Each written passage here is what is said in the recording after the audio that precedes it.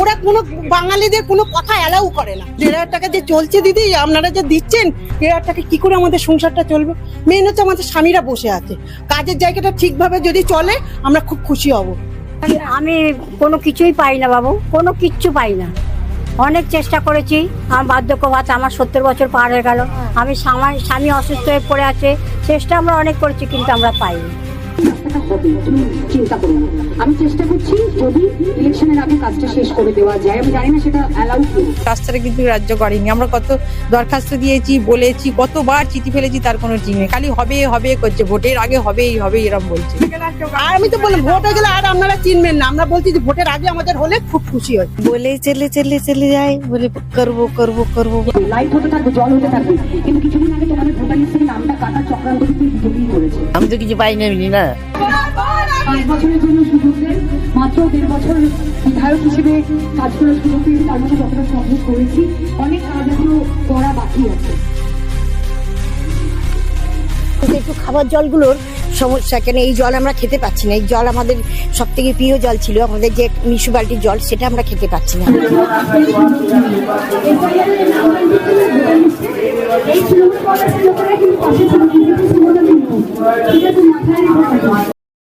Tollywood থেকে যারা রাজনীতিতে এসেছেন, কটা গ্রাম ঘুরেছেন। তৃণমূলের লাল চুল কানে দুল পড়া মহিলা অর্থাৎ সায়ন্তিকা ব্যানার্জি বোরানগরে প্রচারে গিয়ে বাসিন্দাদের অনেক সান্ত্বনা দেবার চেষ্টা করলেন যে চিন্তা করবেন না, আগেরবার যতটা পেরেছি ততটাই করেছি, কিন্তু এবার ফিরে আসলে সবটাই পুষিয়ে দেব। মানে শুধুই সান্ত্বনা, আদতে কাজের কাজ কিছু হয় না। সায়ন্তিকার শুকনো কোথায় মনে হচ্ছে এবার আর চিড়ে ভিজবে না। বাসিন্দাদের কাছে যাওয়া মাত্রই একের পর এক ক্ষোভ উগড়ে দিচ্ছেন বাসিন্দারা যে কাজের সময় কাজই, কাজ ফুরলেই পাজি। এইভাবে লুটে পুটে খাওয়ার দিন শেষ। 5 বছরে কি কি করেছে যোগ্য জবাবটা বোরানগরের মানুষ সময় মতো দিয়ে দেবে। এই মহিলা একটা সাক্ষাৎকারে বলছেন যে আমাদের কাছে এখন একটাই সমস্যা, বিজেপিটা সমস্যা, এসআইআরটা সমস্যা, নোটবন্দি, ভোটবন্দি, এগুলো সমস্যা। মানুষ বিজেপিকে চেনে না, আমাকে চেনে, টিএমসিটাকে চেনে। হ্যাঁ, উনি এই কথাটা ঠিকই বলেছেন। মানুষ আপনাকে চেনে তৃণমূলের চোর হিসাবে, যে চোরগুলো ভোট আসলেই মানুষের দরজায় গিয়ে উঁকি দেয়। ভাবতে অবাক লাগে যে প্রয়োজনে একটা সিগনেচারের জন্য এই নেতামন্ত্রীদের অফিসে ঘুরে ঘুরে মানুষের জুতোর ফিতে ছিঁড়ে যায়, অথচ এনাদের তখন দেখাই পাওয়া যায় না। সেখানে ভোট আসলে কত সহজেই না দেখা মেলে, তাই না? দেখবেন ভোট আসলেই এই নেতামন্ত্রীদের গরিবের বাচ্চাকে আদর করতে ইচ্ছে করে। হঠাৎ ব্যাংকে টাকা ঢুকে যায়, উন্নয়ন বেড়ে যায়, রাস্তাঘাটও ঠিক হতে থাকে।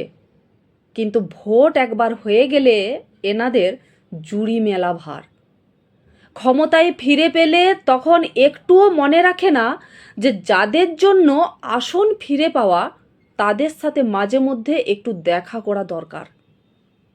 আসলে রাজনীতিবিদরা না কখনো মানুষের কথা ভাবে না, ভাবে নিজেদের কথা।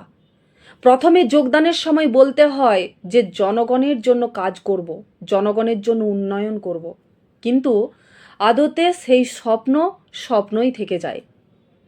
কাজেই মানুষ আর খাবে না, মানুষ ভাতা নেবে কিন্তু ভোট দেবে না। তাতে হাতজোড়ি করুক আর প্রণামই করুক, কোনো ওষুধে এবার আর কোনো কাজ করবে না। কারণ মূলটাই পচে গেছে, তার ডালপালারা কি করবে? তাই এইবার অনেক সাইলেন্ট ভোটার থাকবে যারা সঠিক সময়ে সঠিক সিদ্ধান্ত নেবে। আমি একটাই কথা বলতে চাই যে জনগণ এর আগে 34 বছর সিপিএমকে সুযোগ দিয়েছে, তৃণমূল কংগ্রেসকেও আজ 15 বছর সুযোগ দিয়েছে। কাজেই বিজেপিকে একবার সুযোগ দিন, না হলে 5 বছর পর ছুঁড়ে ফেলে দেবেন।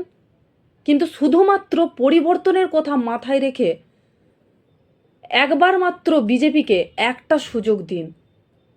দেখুন না কি হয়।